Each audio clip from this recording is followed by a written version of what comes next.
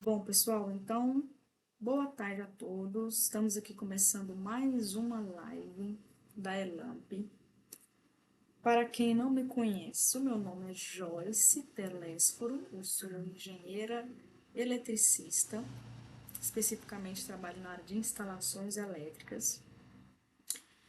E nessa aula aqui hoje eu vou falar sobre os padrões comuns que encarecem projetos elétricos, tá bom?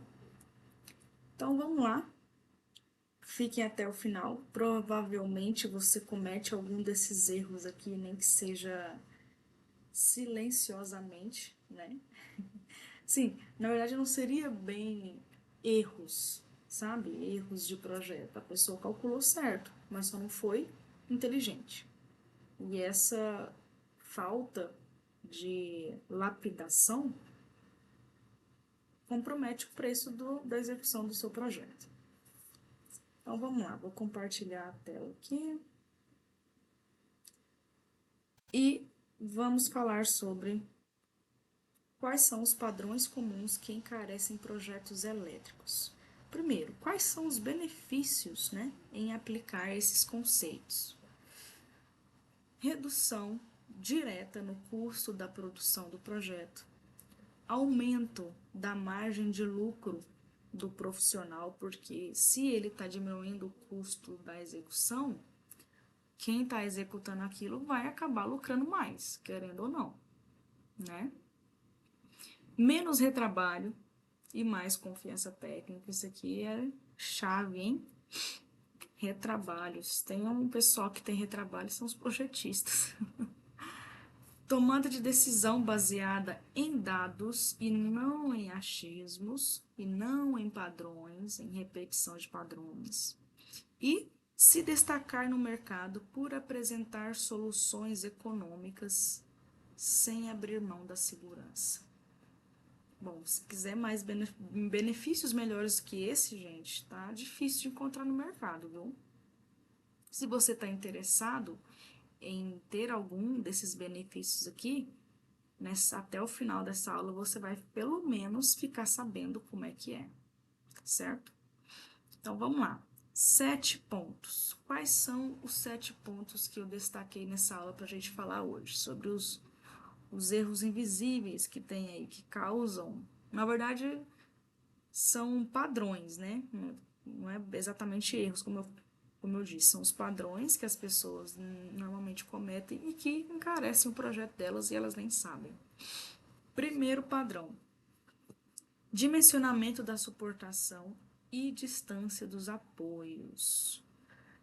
Então, o que acontece? Os apoios, gente, as suportações, elas têm seu custo. Assim como tudo, né? Assim como cabos, equipamentos, as suportações também têm o seu custo financeiro, né? E as pessoas, os projetos, os engenheiros em geral, eles costumam dar uma menosprezada nesse tema aqui, sabe? Não se preocupam muito com o dimensionamento correto. Muitas vezes, quando eu falo aqui dimensionamento correto, é porque eles repetem alguns padrões e muitas vezes por medo, por não saber como é que faz o cálculo certinho e joga um valor muito acima do que precisaria, entendeu? Coloca uma bitola do vergalhão que ele já está acostumado, coloca uma distância de apoio padrão ali, ó, a cada 2 metros, a cada 1,5 metro, coloca um apoio, né? E vai passando isso para frente, sem fazer o cálculo, sem conferir se aquilo é a melhor opção possível, porque provavelmente o que ele põe vai atender. Mas se ele tivesse feito o dimensionamento correto, com muito menos. Ops, menos não existe, né, gente? Com muito menos apoios, por exemplo, já atenderia do mesmo jeito. Entendeu? Por isso que é um padrão, né? Porque se for falar tecnicamente tá Tá certo o que ele fez, mas economicamente não tá viável, entendeu? Então, o que mais? Espessura da chapa ou bitola da infraestrutura. No caso, bitola é porque existem também eletrocalhas que são em bandeja, né? Que são aquelas aramadas. Então, mas o mais comum é a chapada mesmo. Então, coloca também, mesma coisa, coloca uma chapa padrão, que ele está acostumado. Ah, coloca a chapa 18 em tudo e pronto, né? Coloca a chapa 16 e tal. E também, isso não é padrão, gente. Mesma coisa, ó, distância de apoios, suportações, espessura de chapa, nada disso é padrão. Isso é calculado. Isso faz parte do seu cálculo do projeto, né?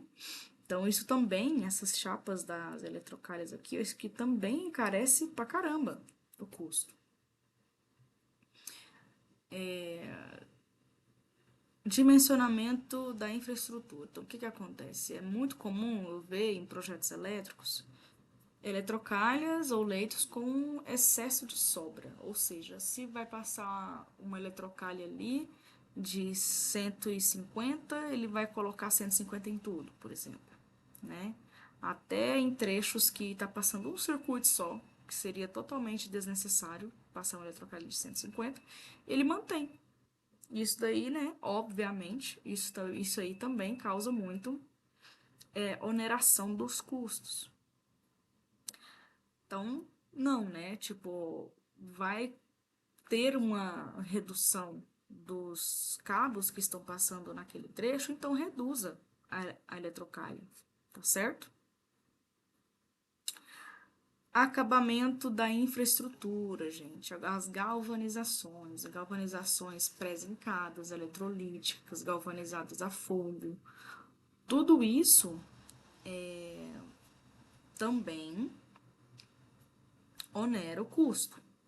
Vocês não têm noção, tanto que é diferente o custo das infraestruturas em geral quando varia as galvanizações, tá bom?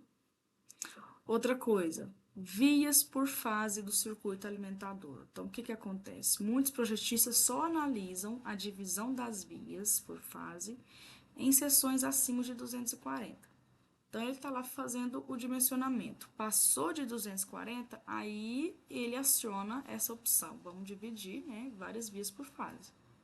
Só que não, existem seções, por exemplo, seção de 70, de 95, seções mais baixas, mais comuns, onde a divisão já pode compensar, financeiramente falando. Ao invés de colocar 70, colocar 2 de 35 ou 2 de 25, muitas vezes atende 2 de 25, eu vou mostrar para vocês como é que funciona isso. A mesma ideia vale para circuitos terminais, porque a questão aqui não é o circuito ser terminal ou alimentador. A questão é o circuito ter uma alta bitola. A partir do momento que ele tem uma alta bitola, já se aplica essa questão aqui das vias por fase. De você fazer os testes e ver se compensa mais, né? Você colocar, por exemplo, um de 70 ou dois de 25, tá bom? Claro, né? Escolha dos fornecedores. Materiais com o mesmo desempenho técnico pode custar até 3 vezes mais, ou, né, 3 vezes menos. Eu lembro que em um orçamento que eu fiz, eu coloquei os cabos da Prismium. Aí,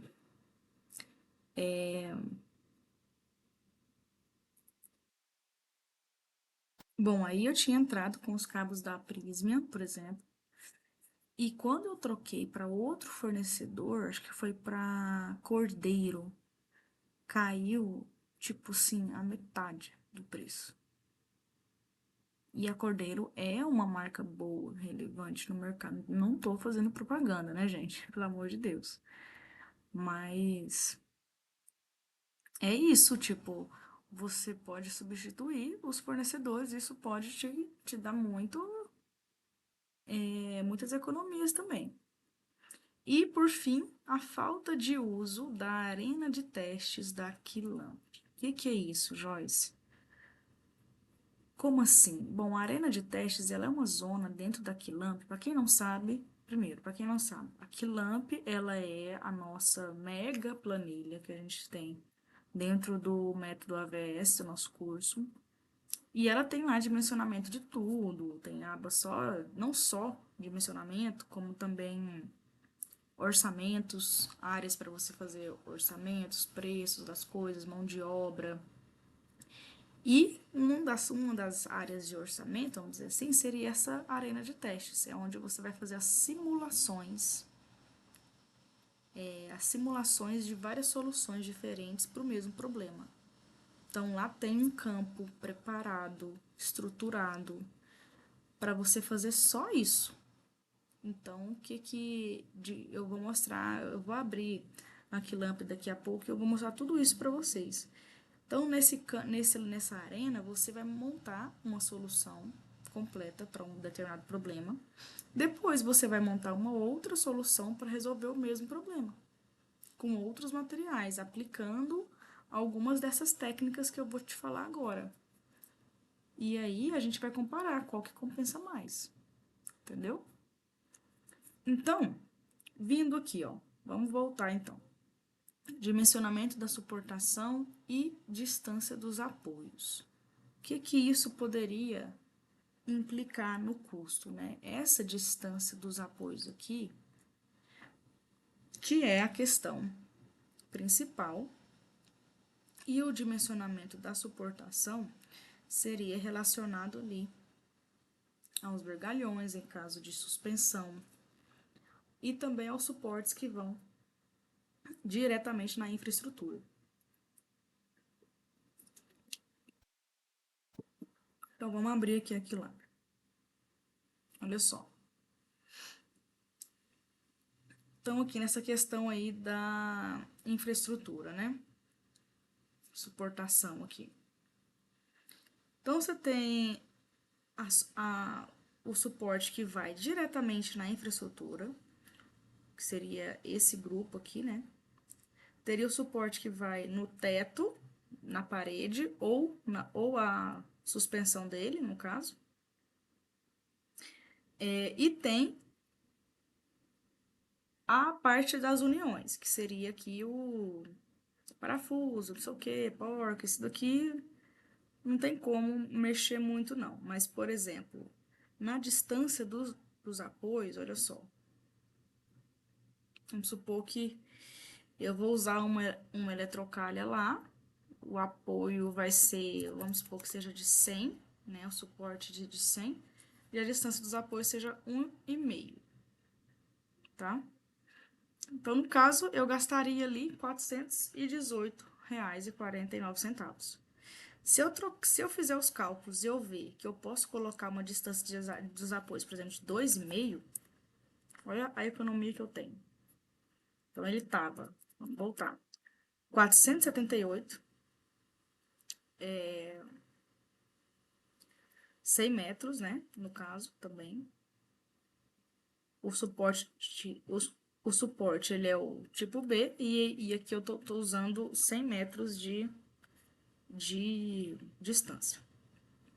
480 praticamente, ele vai cair para 290. Só mexendo na distância dos apoios. Tá aí fazendo aqui um cálculo bem grosseiro, né? Sem detalhar muito para vocês. E outra coisa aqui, ó, que também é uma mágica, é nesse item aqui, ó, vergalhão. Também conhecido como tirante, como barra roscada. Tem vários nomes para esse mesmo item. Eu já vi listas, até listas que eu já fiz, que essas coisas, né, nós vamos repetindo os padrões. E aí, esse vergalhão aqui tava especificado dessa forma, né, 3/8. Esse vergalhão de 3/8, ele tá saindo a 18,8 a barra de 3 metros. Então, colocando 100 metros, eu tenho 1.844,26, tá? E se eu mudar essa especificação aqui, ó? E se eu ver que um vergalhão de 1/4 atenderia? Então, presta atenção aqui nesse número de 1.844, hein? Vai cair para R$ 760, gente. Menos da metade. Esse que é o poder que eu tô falando para vocês. Que isso daqui é poder, né? Conhecimento é poder. Olha só. O vergalhão de 1/4, ele custa R$ 7,45. O vergalhão de 3/8, 18. Né? Ele é menos da metade. E eu já vou te dar um spoiler. Esse vergalhão de 1/4, ele já atende e sobra as nossas instalações elétricas. Os vergalhões de 3/8, eles são mais indicados para quê? Para tubo de incêndio, que são materiais muito mais pesados. E além disso, vai uma água pressurizada ali muito forte, com pressão muito violenta. E aí sim eu julgo necessário utilizar esse vergalhão de 3/8. E ainda teria que ver, na verdade, né? Eu julgo assim, por cima. Teria que fazer o cálculo certinho. Mas é porque os tubos de incêndio, ele tem outras regras. Você tem que considerar muitas sobras, né? Nesse peso que vai estar segurando ela. E no caso de uma infraestrutura elétrica, não tem muito isso. Não tem muito peso em cima dela, entendeu? Tem os cabos, obviamente. Mas na maioria das situações é totalmente desnecessário você usar esse vergalhão de 3/8. Entendeu? Então é isso, gente. Aproveite. Isso daqui é o poder, hein? Chapa, né? A chapa da eletrocalha. Vou mostrar pra vocês a diferença. Olha só. Eu tenho aqui uma eletrocalha lisa, galvanizada, né? Chapa 18. Ela custa R$ 36,76. Tá ok? Chapa 18. Foca na chapa aqui. Eu tenho a mesma eletrocalha lisa com tampa galvanizada eletrolítica chapa 16. Olha o custo dela. R$ 60,58. Comparando as duas. Uma custa R$ 36,76, a outra custa 60. E eu diminui apenas, né? Basicamente 2 bitolas, mas na verdade chapa 17 eu particularmente nunca vi, né? Então você caiu só um nível, né, de 18 para 16 e o negócio quase que dobrou de preço. E eu já vi muito projeto com chapa 16. Ah, Joyce, mas seria necessário? Exatamente, tem que fazer o cálculo. Do mesmo jeito que tem que fazer o cálculo da suportação, você tem que fazer o cálculo da chapa para ver se vai dar. Entendeu? Outra coisa, a outra coisa aqui, ó, é o acabamento. O acabamento dela é outra coisa também que encarece para um caramba. Aqui em cima eu já coloquei os dois exemplos. Então, uma é a eletrocalha galvanizada eletrolítica chapa 18, a outra é eletrocalha lisa galvanizada a fogo chapa 18. Então, a única coisa que eu mudei é essa daqui é eletrolítica e essa daqui é a fogo. A eletrolítica, 36,76, a galvanizada a fogo, 94,16. Aí você imagina você pegar uma eletrocalha galvanizada a fogo e além de aqui tá chapa, além dela ser galvanizada a fogo, ainda ser chapa 16. Isso aqui vai subir ainda mais ainda esse preço. E eu vou te falar, já vi muito projeto assim também. É claro que a galvanizada a fogo, ela tem o seu lugar. Ela tem o seu lugar nos projetos elétricos. Eu digo o seu lugar, o quê? A necessidade de colocar uma peça dessa. Existe essas necessidades. Mas não é uma coisa que comum para você colocar como padrão. Pelo amor de Deus, gente. Não, não tem lógica um negócio desse.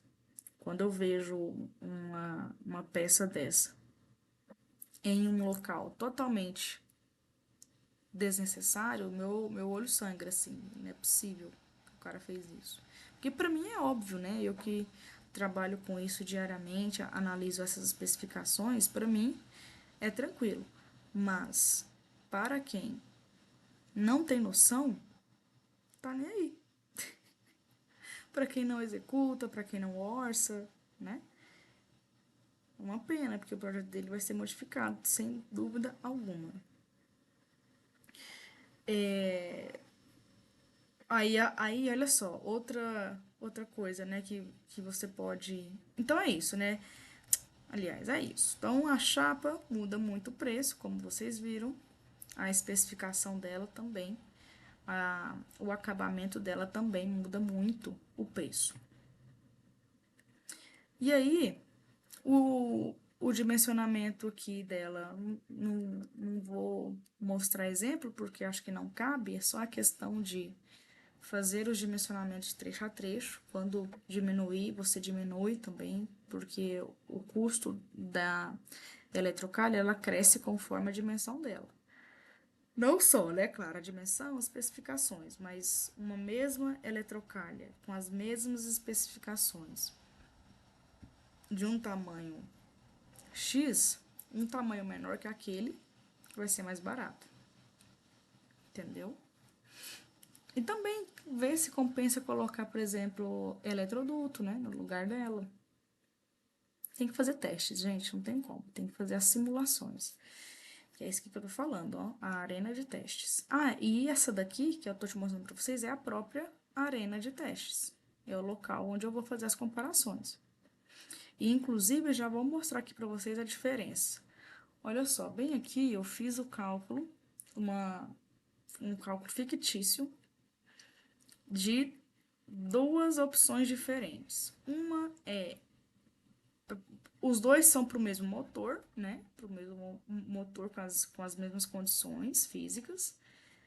Só que eu adotei um cabo, uma via de 50, porque esse motor aqui ele é de 20.000 K. E aí eu peguei as mesmas informações e repliquei, né? Então, deu aqui uma via de 50 e eu fiz a simulação de como seria se eu usasse duas vias. Então, duas de 16 de cara já atenderia. Ah, mas como assim, Joyce? Olha só, vamos lá. Nesse circuito que eu fiz, a corrente de projeto tá dando aqui, ó, 185,27. Se eu vier aqui, na minha consulta, corrente, na minha corrente, vamos lá. Aqui eu vou colocar a tensão de fase 127. Dois condutores, método B1. O meu cabo de 50, que é esse daqui, né? Ele leva até 198 amperes. O meu cálculo de corrente deu quanto? 185. Então, ele já atenderia. Agora, o meu cabo de 16, ele carrega até 100 amperes. Então, se eu usar dois de 16, daria 200. Ou seja, leva até mais do que um de 50. Essa que é a sacada dessas vias por fase, entendeu? Às vezes, um cabo não precisa ser aquele menor, aquele na metade, a seção da metade. Tipo assim, a capacidade de condução das seções, elas não são tão proporcionais assim em relação à bitola. Ou seja, um cabo se o cabo de 50 ele leva até 198, o que a gente pensa? Que o de 25 vai ser metade disso. Que o de 25 vai levar 99 amperes. Mas não é o caso. Ó, o de 25 leva até 133. Entendeu? Mas isso por quê? porque essa capacidade de condução, ela varia conforme as condições. Esse 133 não é a mesma coisa, não é o mesmo número se ele tiver uma instalação A2, ó. Se ele for A2, ele vai ser 99. Se ele for D, vai ser 121. Entendeu? Então, o nosso erro está em pensar que é proporcional dessa forma, mas não é. Entendeu? Então, tá bom, provei para vocês que 2 cabos de 16 suporta, né, aquela corrente. Ótimo. E aí, aqui eu fiz todo o dimensionamento, todas as etapas, seção mínima, fator de correção, todos os fatores de correção estão aqui, queda de tensão, dispositivos, né? E aí, bem aqui, ó, nessa parte dos dispositivos de proteção, o que é também bastante comum, a seção do cabo teve que subir para poder adequar aqui as normas, né? Então, o cabo que era de 50 teve que subir para 70, para poder colocar o disjuntor mais adequado. E o cabo de 16 subiu para 25, ok? Sem problema. Na queda de tensão, conseguimos manter aí, chegando nesses limites aqui. Resumindo, esse daqui é o nossos circuitos. Se eu for a minha primeira opção, eu tô levando aqui, ó, uma fase só, né? É monofásico. Uma via por fase de 70. Fase de 70, neutro de 70, terra de 35. No caso da segunda opção, eu tô levando uma fase mais 2 vias de 25. Então, no caso, vai ter 70 metros, aqui de 70 metros e o terra de 70 metros. Agora, a grande questão é jogar isso na arena de testes. Eu vou vir aqui na arena de testes e foi isso que eu fiz. Na primeira opção, coloquei lá o meu cabo de 70, né? Então, vamos só voltar aqui para ver. O cabo de 70, 35, aqui o neutro também, então 35 mais 35, 70, e 35 cabo de 35. É isso. Então, 70 e 35 cabos de 35. Vai me dar, ele custa, né, os valores unitários e totais aqui. No final das contas, eu somo. R$ 4.044, essa solução. Se eu fizer o teste aqui, ó, com 2 de 25, vamos conferir aqui. 2 de 25, 70. Aqui também, né, 2 de 25, 70. Ou seja, 140 cabos, 140 metros de cabo de 25 e 70 metros de cabo de 16. Então, vamos voltar aqui. 140 metros de cabo de 25, 70 metros de cabo de 16. Eles têm esses valores unitários quando eu somo 3.135. Tá vendo? Então, eu tô economizando aqui, ó, mais ou menos uns R$ 800, um pouco mais de R$ 800. Já é um dinheirinho bom, né? Dá para comprar um lanche. Então, gente, é isso. Essas são apenas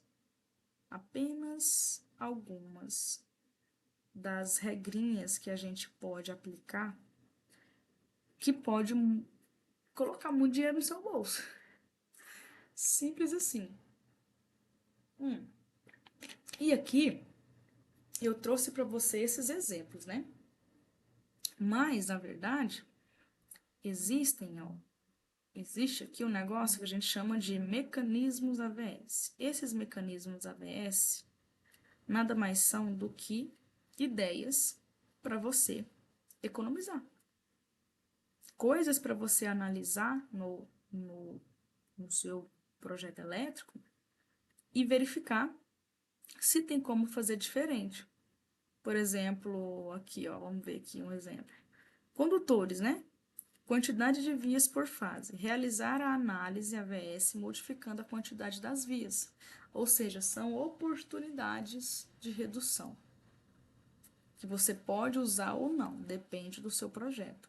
E aqui, gente, tem mais de 70 oportunidades de redução. E eu falei nesse vídeo aqui, só quantos? 7? E bom, tudo isso que eu falei até agora é apenas um pouco do que o método AVS é capaz de te entregar, tá bom? Se você não conhece, o método AVS nada mais é do que um curso de instalações elétricas com foco na análise técnico-financeira. A gente não fica lá só falando sobre orçamentos, né? Ou só sobre execução. A gente sempre faz uma mistura entre execução técnica e orçamentos. Esses 3 itens são nada mais são do que o pilar do método AVS. Então, é um curso de instalações com foco nesses 3 pilares, onde nós vamos analisar todos os elementos de instalações elétricas, ou seja, equipamentos de grande porte, painéis, infraestrutura, cabos, luminárias. E nós vamos avaliar cada um desses itens dentro dessas 3 perspectivas, dentro da técnica, dentro do orçamento e dentro da execução. Entendeu? Daqui na Qilamp, nessa aba aqui, ó, de memória de cálculo, tem o dimensionamento de tudo que vocês possam imaginar. Olha só, de infraestrutura, todas, eletroduto, perfilado, eletrocalha, leito, todos os dispositivos de proteção, várias formas de dimensionar circuitos elétricos de baixa tensão e média tensão também. Análise de painéis, o quadro de carga, se você quiser montar aqui dentro. Queda de tensão, você pode fazer a simulação dela pela fórmula simplificada ou pela tabela pronta, trecho a trecho. Dimensionamento de Boswell. Se você quiser também fazer um estudo, você pode fazer a previsão de demanda, enfim, gente. Fora a zona de orçamento. Então, essa Qilamp nada mais é do que a nossa ferramenta, né, fundamental para nós conseguirmos aplicar a metodologia AVS. Então é isso, gente. Espero que vocês tenham gostado da aula de hoje. Qualquer dúvida, deixa nos comentários, tá? E é isso. Até uma próxima aula.